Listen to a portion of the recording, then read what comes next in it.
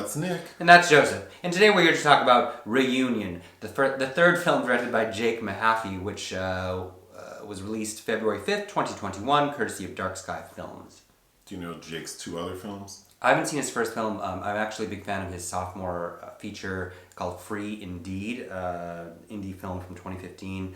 Some great performances from Edwina Finley and David Harewood that I thought was an interesting exercise about the dangers of religion. Okay. This film was interesting. Shot in New Zealand. Okay, the story's complicated. It's not really. Oh. I think it's complicated because... You're going to make me sound dumb trying to tell it then. Why do you think it's complicated or not? This felt very much like Henry James' Turn of the Screw by way of Grey Gardens. Like, you think it's one thing, but as we're fed more information, it feels increasingly complex by the end. So trying to explain it, I think, is what's complicated. Okay. It's about a woman named Ellie. Mm-hmm. Ellie's pregnant. She's probably like in her late 20s, early 30s. She is studying the origins of science in the Middle Ages. So maybe she's working on her PhD or something. And she chooses to go back to her childhood home, which is this huge estate, to like put together her research. And when she shows up, she sees that her mom is there, Ivy. Mm-hmm. Ellie's played by Emma Draper. And Ivy is played by Julia Ormond, who is also an item of interest for me. Okay. So it's clear Ellie and Ivy have some tension. And initially, the mom, Ivy, just seems like she's your typical, like, kind of nosy, wanting to dote over her pregnant daughter, but they are not well connected. No. The first, 30 minutes of the film is Ellie in this house being annoyed by her mom. Her dad is also there, but the dad appears to be quite a bit older than the mom, and he is perhaps, suffering from dementia. Or a stroke. He has difficulty getting around. He needs assistance, so he's just kind of locked in a room. Mm-hmm. So the first 30 minutes of the film is Ellie and Ivy getting in each other's way. Also, Ellie keeps seeing things, but not really things that the audience see. She's just kind of easily startled by a lot of things. There's also imagery of a young girl with another young girl, so we assume that part of the tension is because there's a missing sister somewhere. Well, and they watch old family footage where some clues are fed to us as well. There's also a man doing restoration on the house, which I thought was weird because it's one man working on this big house. But anyway, he's there. He knows Ellie from her past. Mm-hmm. Okay.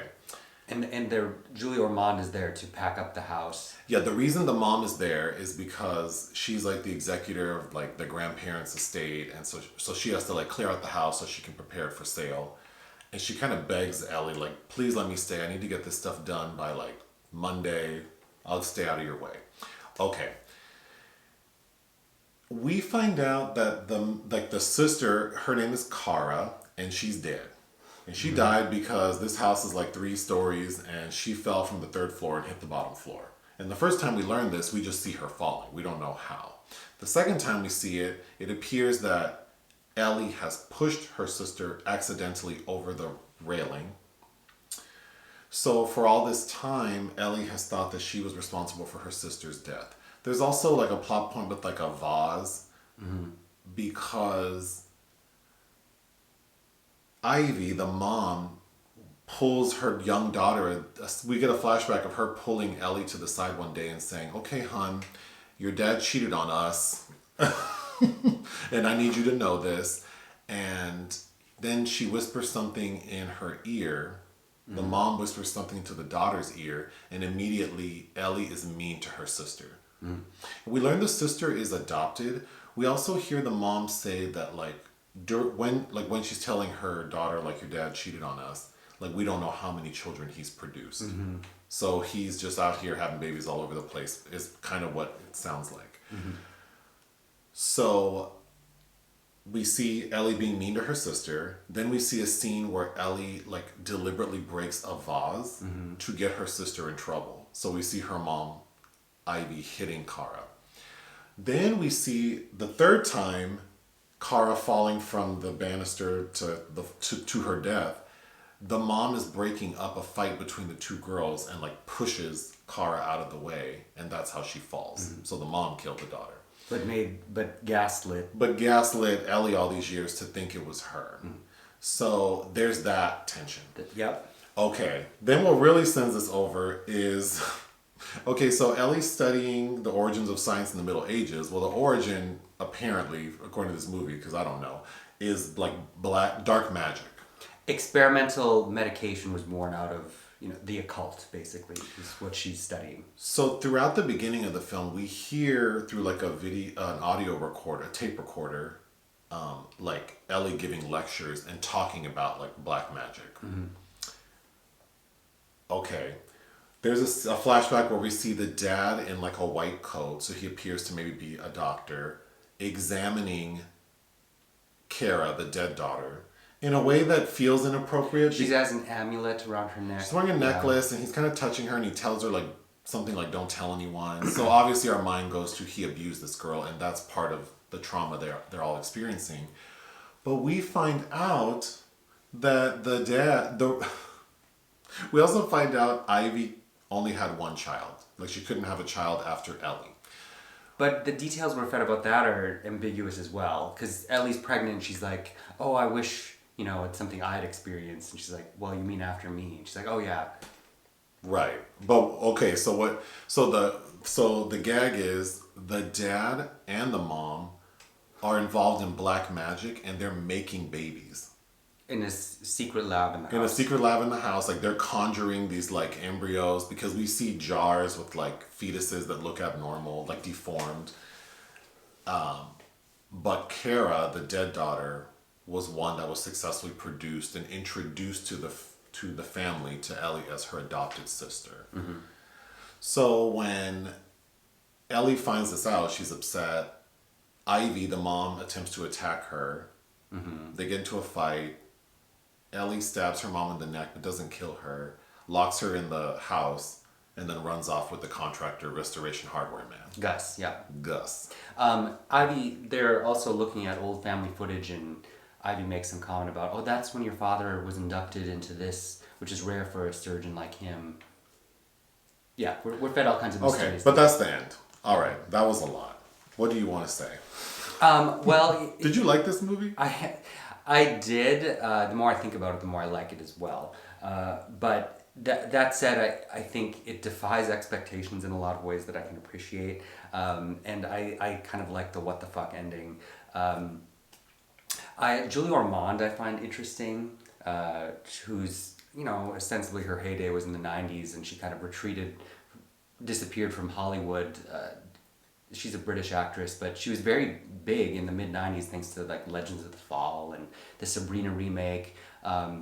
There's a particularly interesting film called Smila's Sense of Snow from 1997, which I guess you'd call Nordic noir.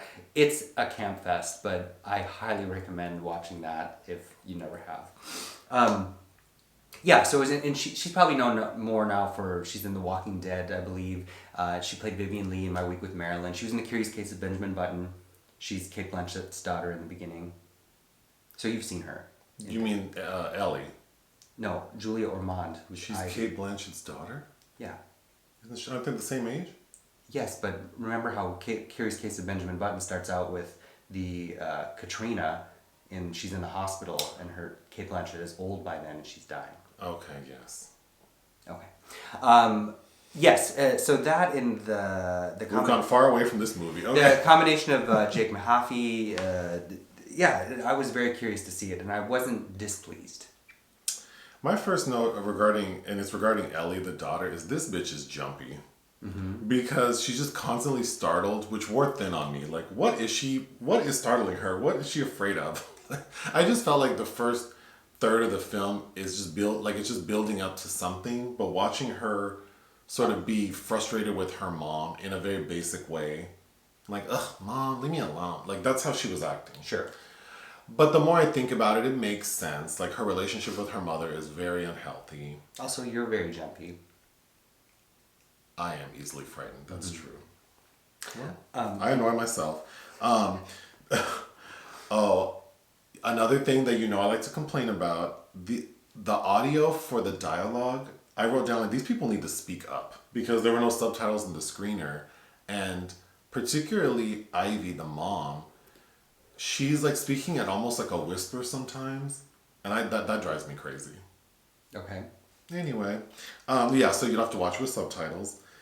Okay, what I didn't mention, sort of when the weirdness really like hits its stride, Ellie is rummaging through boxes because the mom is trying to pack up the house. Mm-hmm. And there's a scene where Ivy's rummaging through a box and we see her like pull out some items and then she goes, "My baby." And she pulls out this mutant ass baby that looks like a big version of the Eraserhead baby. Mm-hmm. Like a bloated version. Like a bloated version, like a bloated caterpillar. And then this baby starts breastfeeding and then bites her titty meat. But now that I think about it, when she says "my baby," I think that Ellie knew what her parents were up to. I think, well, that's because she makes comments to Gus about how she's always been transfixed on this certain period in medical history, and she's always the flashbacks of her through peepholes. She saw a lot more, and probably she saw a lot more. But I think the fact that she said it's her baby, I wonder if they gave her like one of these fetuses or one of these like newborn abnormalities to play with. Well, I think the suggestion is that Ellie herself is one of these babies. Oh, sure. So who knows what's going to come out of her because she's this changeling child that's pregnant. There's no mention of the man that got her pregnant. As a person who was received whippings a lot as a kid, which I'm sure people now would consider abuse, I don't, but there's a scene where we see when Kara, the dead daughter, breaks the vase, and then Ivy, the mom, comes in, and she's like, "What have you done?" And she's holding like a bouquet of dried flowers and like whips the girl. I thought that was so funny that's like this traumatic thing. My mom used to hit me with anything hard, and then this girl is acting like she's dying over some potpourri. Well, I think the actions are what... Of course. I just thought it was funny. When Ellie first gets into the house and then obviously doesn't want her mom there, the mom is like, "Please let me stay. I'll stay out of your hair." And then after they settle in, the mom has all these ground rules that are so ridiculous and annoying. Like, oh, she would have driven me crazy. It works well. It did. Well, she reminded me of my own mother sometimes. The way that she would respond to certain things and kind of backhanded compliments that would put Ellie down as well. But I liked the suggestion that perhaps what explains Ivy's coldness to her is that it's really not her daughter. Like maybe Ellie is not a woman born. Per Macbeth. That makes sense. There's also another feature of like having these. Did I already mention the little slides, the microbiology slides? I can't remember. Anyway, throughout the film, we see like images of like cells dividing, maybe like a sperm fertilizing an egg, like blood spatter, that I think didn't fit the tone of the movie. It felt out of place. Okay, fair. Yeah. That's all I heard. It reminded me a little bit of Relic, where that mother and daughter go to see the grandmother who disappears for a short time, and then within the house has kind of defined their generational relationship. I think Relic's more elegant than this movie. I agree, but there were things that I did like about this. That damn thing with the vase, and she clutched that extra piece of it all those years, was very much like the Dark Crystal to me. I think this movie would make a better book. Okay. Yeah. Fair. Yeah, because I did want to know more about her upbringing and the details of how they make these babies. Sure. So there's a lot of interest here. I just think the way it was put together it barely kept my attention. It kept it enough. It's not a bad movie, but it. I thought it was a very enjoyable art house oddity, and I'd much rather see something that leads me into unexpected avenues than many of the things we do watch. But I would give it, I think 3 out of 5 is fair. I would give it 2.5 out of 5. I'm also feeling faint because I'm hungry, so I don't know. Catch me on a full stomach, I might say 3. Oh boy. Anything else? No, that's it. Bye. Bye.